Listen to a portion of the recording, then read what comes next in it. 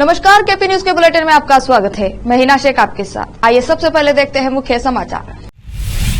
कर्नाटक के मुख्यमंत्री सिद्धरामैया का बसवा कल्याण दौरा, पार्टी नेताओं ने किया भव्य स्वागत। कर्नाटक उच्च न्यायालय ने कक्षा 5, 8, 9 और 11 की बोर्ड परीक्षा रद्द कर दी।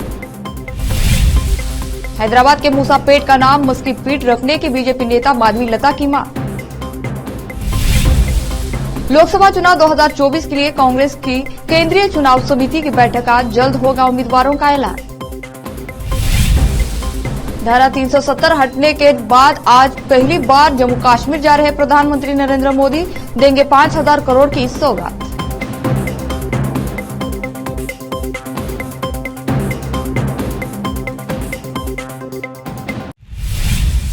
अब समाचार विस्तार से। कर्नाटक के मुख्यमंत्री सिद्धरामैया आज गुरुवार 7 मार्च को जिला बीदर के तालुका बसवा कल्याण का दौरा किया। सिद्धरामैया हेलीकॉप्टर के जरिए बसवा कल्याण पहुंचे। मुख्यमंत्री सिद्धरामैया विश्व बसवा धर्म ट्रस्ट, अनुभव मंडप बसवा कल्याण, ऑल इंडिया वीर सेवा, लिंगायत महासभा बेंगलुरु और लिंगायत मठ दीप्ति यूनियन की ओर से बसवा कल्याण के थेन मैदान में विश्व गुरु बसवण्णा को राज्य सरकार की ओर से कर्नाटक का सांस्कृतिक नेता घोषित करने के संदर्भ में आयोजित सम्मान समारोह में भाग लिया। मुख्यमंत्री के साथ cabinet minister for forest and ecology and Bidar incharge minister Eshwar Khandre, Karnataka के cabinet minister for municipal administration and Haj Rahim Khan, जिला अधिकारी गोविंद रेड्डी, बीदर एसपी चन्नबसवन्ना एसएल, पूर्व विधायक राजशेखर पाटिल, पूर्व एमएलसी विजय सिंह के अलावा जिले भर के वरिष्ठ कांग्रेस नेता और अन्य शामिल थे। पार्टी कार्यकर्ताओं ने मुख्यमंत्री सिद्धरामैया का भव्य स्वागत किया। इस कार्यक्रम में भारी संख्या में आम जन और पार्टी कार्यकर्ता उपस्थित रहे। मुख्यमंत्री सिद्धरामैया के बसवा कल्याण दौरे के संदर्भ में उनके स्वागत के लिए कांग्रेस नेताओं की ओर से स्वागत बैनर्स लगाए गए थे। केपी न्यूज के संवाददाता असलम खान और कैमरामैन अलीम पाशा के साथ संवाददाता समीर शेख का कवरेज। हुमनाबाद में हजरत दरगाह सैयद शाह कुतुबुद्दीन बुखारी बूथ शिकन का वार्षिक उर्स बड़ी अकीदत और श्रद्धा के साथ शरीफ मनाया गया। बुधवार 6 मार्च की शाम को ईशा की नमाज के बाद संदल शरीफ का जुलूस नेमतुल्ला मोहम्मद बाबर दारो भाई घर से निकाला और हुमनाबाद के मुख्य रास्तों से गुजरता हुआ दरगाह शरीफ पहुंचा। दरगाह शरीफ में सज्जादा सैयद पाशा हुसैनी कादरी ने संदल माली की फतेहा खानी की गई और तबरुक वितरण किया गया। हजरत सैयद पीर पाशा कादरी चिश्ती बुखारी, शहजादा नसीम दिग्गल माड़ी, हजरत सैयद जाजलान हुसैनी कादरी चिश्ती बुखारी, मोहम्मद अब्दुल कयूम बंदा नवाजी गुलबर्गा, मोहम्मद जहीरुद्दीन कादरी, सैयद शकील अहमद साबरी, मोहम्मद एजाज अहमद शाह कादरी इजाजी, सज्जादा नशीन अस्ताना एजाजिया, सैयद मुस्तफा कादरी, अलहज मोहम्मद फयाजुद्दीन गुलबर्गा, मुफ्ती ख्वाजा मोइनुद्दीन निजामी बीदर, हाफिज मोहम्मद गौस, मौलाना इदरीस रजा मुशाहिदी, मोहम्मद जमील खान, मोहम्मद मुकरम जहां, मोहम्मद मुस्तफा, मोहम्मद मंसूर अहमद कादरी बुखारी के अलावा भारी संख्या में अकीदतमंद शामिल रहे। इस अवसर पर अकीदतमंदों के लिए भोजन की व्यवस्था की गई थी। सैयद मुस्तफा कादरी ने केपी न्यूज के न्यूज एडिटर व एंकर मुस्तफा आदिल को यह जानकारी दी।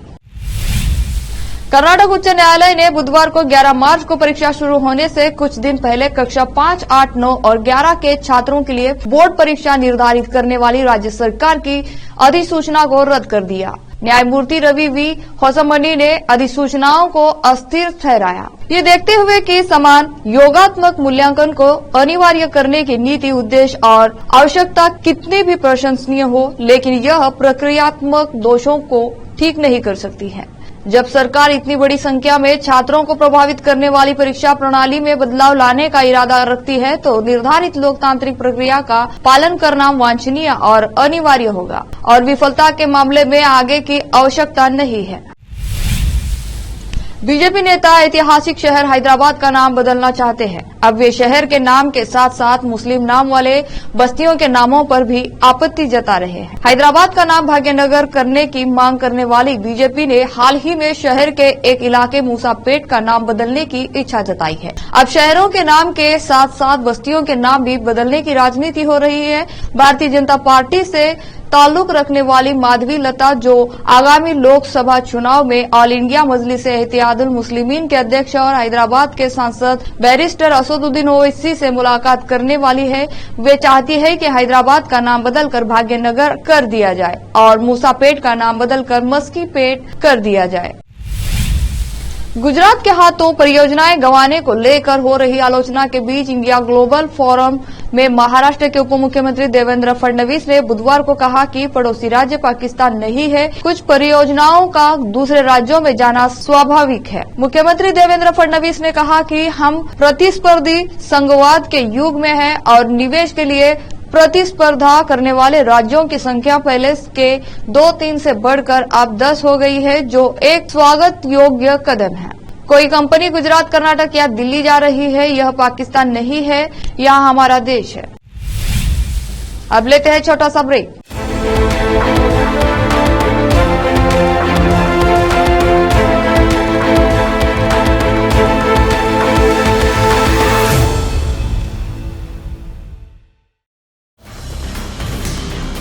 हिंदुस्तान के हर कोने में हम हैं मौजूद।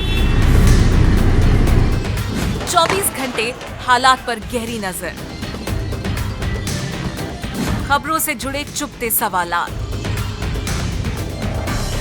और आपको दिखाता है धार्मिक, सामाजिक, राजनीतिक,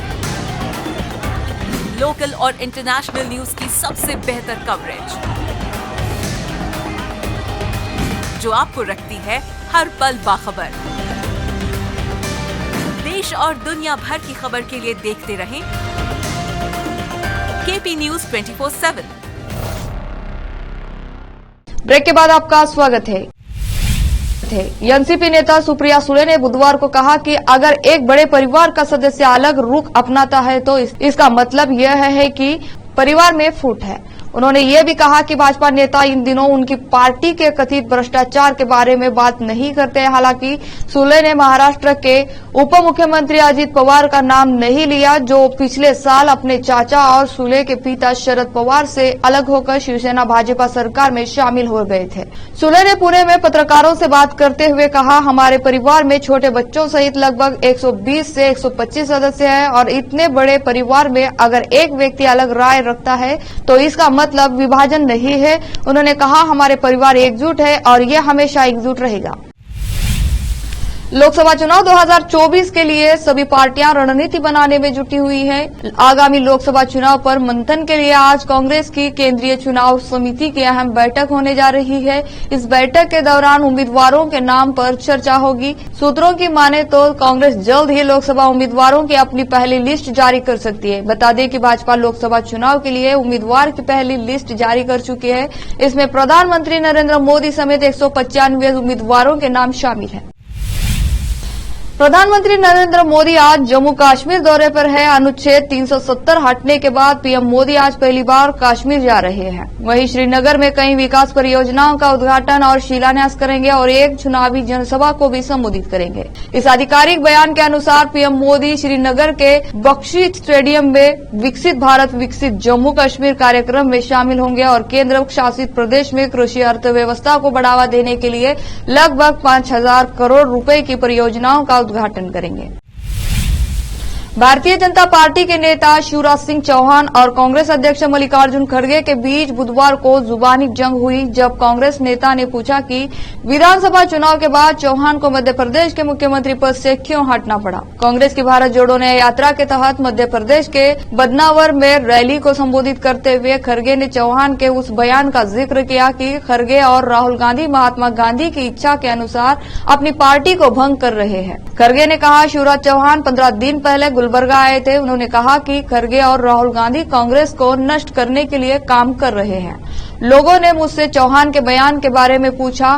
कांग्रेस अध्यक्ष ने बताया, मैंने कहा उन्हें चौहान से पूछना चाहिए कि चुनाव जीतने के बावजूद उन्हें मुख्यमंत्री पद से क्यों हटाया गया।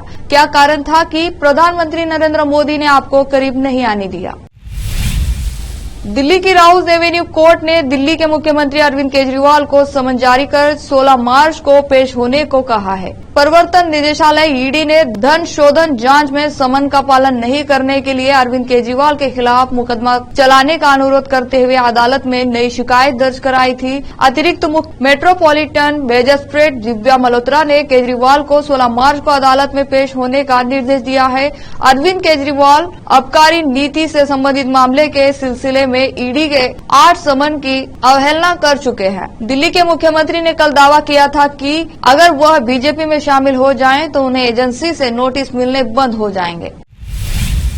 फिर से लेते हैं छोटा सा ब्रेक।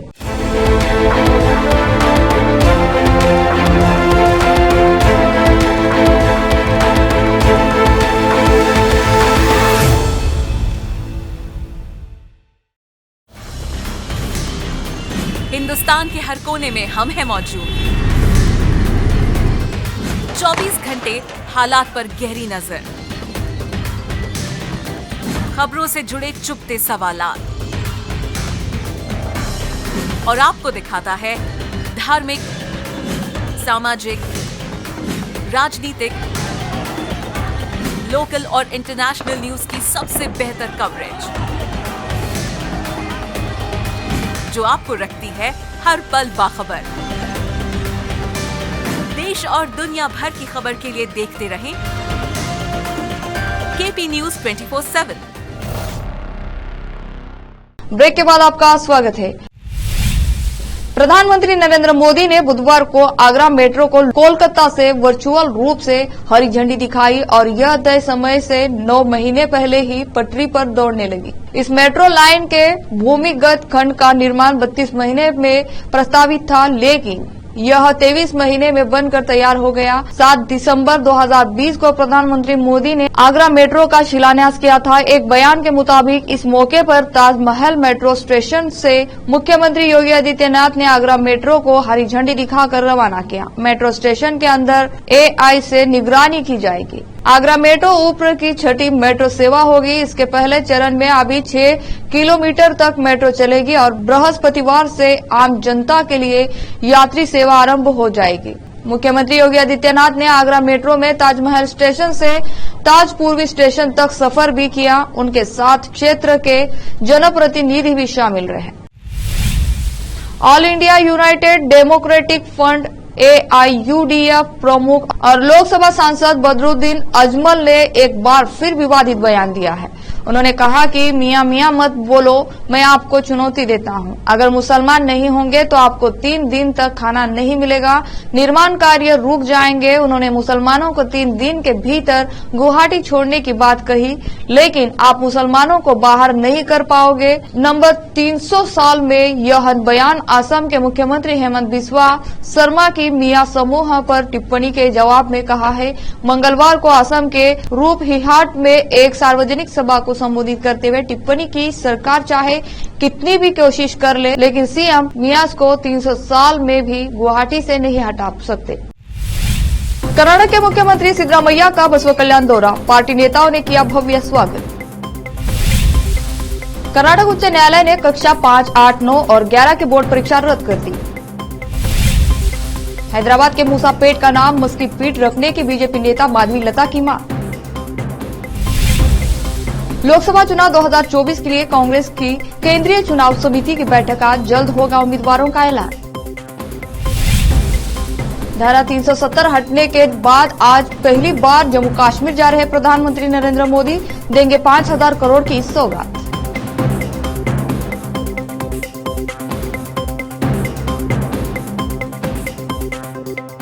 केपी न्यूज के बुलेटिन में आज इतना ही। देश और दुनिया के समाचारों के लिए देखते रहिए आपका अपना चैनल केपी न्यूज 24/7। धन्यवाद।